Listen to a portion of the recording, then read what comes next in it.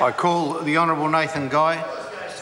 Mr Chair, it's good to make a contribution on this very important bill. We've had a very good discussion, I think, around the House this evening, and it's interesting to hear some of the comments that have been made from all of the parties represented here in the New Zealand Parliament this afternoon, broadly supportive of the direction of amending the Animal Welfare Bill 1999, bringing it up into modern times.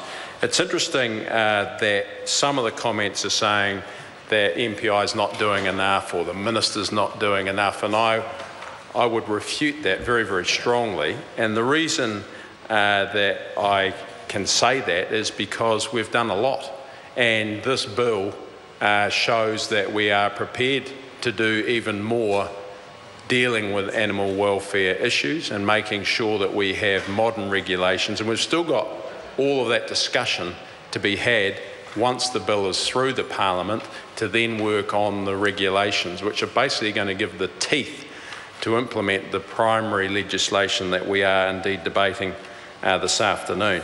But to give you a few examples of how the government does care about animal welfare, in 2010 we have got new offences for reckless ill treatment, which means the imprisonment term's gone from 3 to 5 years. That's been broadened out. Fines have increased from $50,000 to $100,000 for individuals, or $250,000 as it was then to $500,000 for body corporates.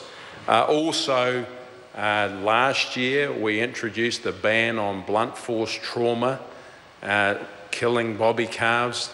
Now, we all know that that is unacceptable as a routine practice, so that changed when NAWAC went out and consulted and brought advice back to me.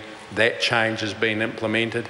Also, last year we banned shark finning, and that needs to be acknowledged because that is an offence under the Animal Welfare Act, and that has been toughened up as well. We've got more compliance officers working on animal welfare. If people have concerns, then they should ring MPI to investigate, and MPI does investigate, and indeed it does bring prosecutions to bear. But I think an important point that we shouldn't lose in the debate this evening is that when we think back just a few months ago, in November 2014, the Global Charity for World Animal Protection ranked New Zealand as first equal out of 50 countries around the world for our animal welfare regulatory system, alongside the UK, alongside Austria and alongside Switzerland. So isn't that fantastic that we have an endorsement from a global charity that's looked at 50 countries around the world, and there's New Zealand ranking first equal? I think we should all be very, very proud of that fact. There has been a bit of discussion this evening about Trevor Mallard's SOP number 48 and the 7-year transition.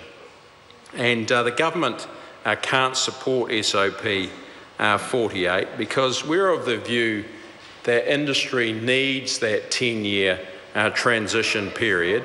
And well, I'm very happy to have the debate, but let's just talk about an example with the poultry producers or egg producers.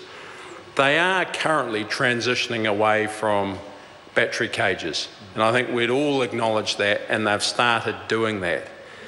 Industry's making good progress, and of course this came from the fact that NAWAC went out and consulted, looked at all of the science and produced the evidence for the government to make the change. We should be aware of the fact that eggs are one of the most cheapest sources of protein for Kiwi families.